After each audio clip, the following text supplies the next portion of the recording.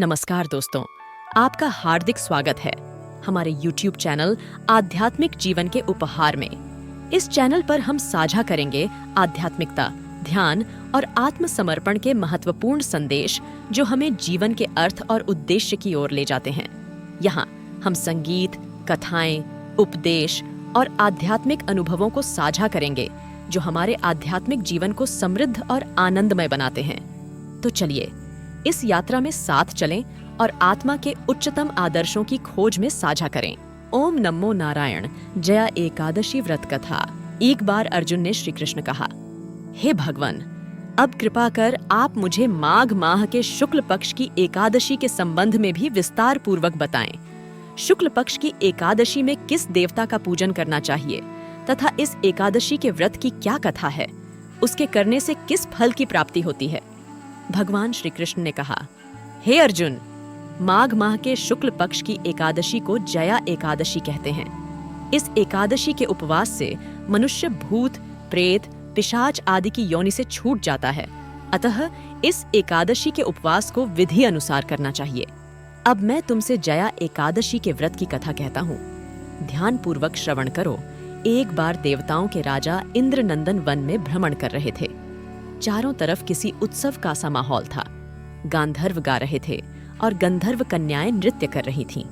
वहीं पुष्पवती नामक गंधर्व कन्या ने माल्यवान नामक गंधर्व को देखा और उस पर आसक्त होकर अपने हाव भाव से उसे रिझाने का प्रयास करने लगी। माल्यवान भी उस गंधर्व कन्या पर आसक्त होकर अपने गायन का सुरताल भूल गया। इससे संगीत की लय टूट गई और संगीत का सारा आनंद बिगाड़ गया। सभा में उपस्थित देवगणों को यह बहुत बुरा लगा। यह देखकर देवेंद्र भी रुष्ट हो गए। संगीत एक पवित्र साधना है। इस साधना को भ्रष्ट करना पाप है। अतः क्रोधवश इंद्र ने पुष्पवती तथा माल्यवान को शाप दे दिया। संगीत की साधना को अपवित्र करने वाले माल्यवान और पुष्पवती, तुमने देवी सरस्वती का घोर अपमान किया है। अतः तुम्हें मृत्युलोक में जाना होगा। गुरुजनों की सभा में असंयम और लज्जाजनक प्रदर्शन करके तुमने गुरुजनों का भी अपमान किया है। इसीलिए इंद्रलोक में तुम्हारा रहना अब वर्जित है। अब तुम अधम पिशाच असंयमी का सा जीवन बिताओगे। देवेंद्र का शाप सुनकर वे अत्यंत दुखी हुए और हिमालय पर्वत पर पिशाच योनि में दुखपूर्वक जीवन यापन करने लगे। उन्हें गंध, रस, स्पर्श आदि का तनिक भी बोध नहीं था। वहीं उन्हें असहनीय दुख सहने पड़े डाच रहे थे। रात दिन में उन्हें एक क्षण के लिए भी नींद नहीं आती थी।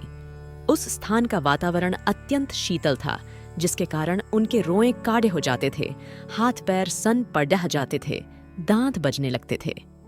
एक दिन उस पिशाच ने अपनी स्त्री से कहा, न मालूम हमने पिछले जन्म में कौन से पाप किए हैं, जिसके कारण हमें इतनी दुखदाई यह पिशाच योनि प्राप्त हुई है।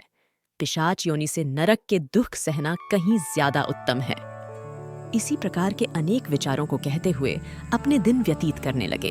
भगवान की कृपा से एक बार माघ के शुक्ल पक्ष की जया एकादशी के दिन इन दोनों ने कुछ भी भोजन नहीं किया और न ही कोई पाप कर्म किया। उस दिन मात्र फल फूल खाकर ही दिन व्यतीत किया और महान दुह के साथ पीपल के वृक्ष के नीचे विश्राम करने लगे। उस दिन सूर्य भगवान अस्ताचल को जा रहे थे। वह रात इन दोनों ने एक दूसरे से सटकर बड़ी कठिनता से काटी। दूसरे दिन प्रातःकाल होते ही प्रभु की कृपा से इनकी पिशाच योनि से मुक्ति हो गई और पुनः अपनी अत्यंत सुंदर अप्सरा और गंधर्व की देह धारण करके तथा सुंदर वस्त्रों तथा आभूषणों से अलंकृत होकर दोनों स्वर्ग लोक को चले गए। उस समय आकाश में देवगण तथा गंधर्व इनकी स्तुति करने लगे। नागलोक में जाकर इन दोनों ने देवेंद्र को दंडवत किया।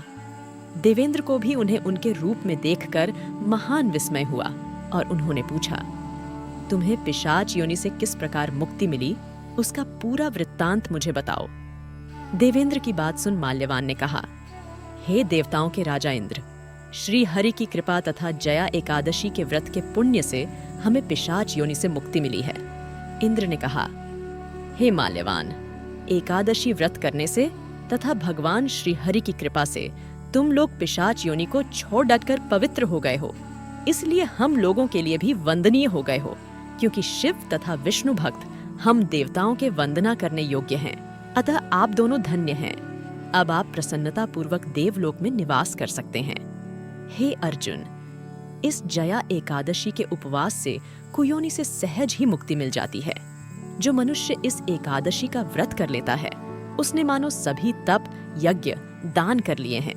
जो मनुष्य श्रद्धा पूर्वक जया एकादशी का व्रत करते हैं, वे अवश्य ही सहस्र वर्ष तक स्वर्ग में वास करते हैं। आप सभी से अनुरोध है कि आप हमारे चैनल को सब्सक्राइब करें और बेल बटन को दबाकर हमेशा हमारे नए वीडियो के लिए सतर्क रहें।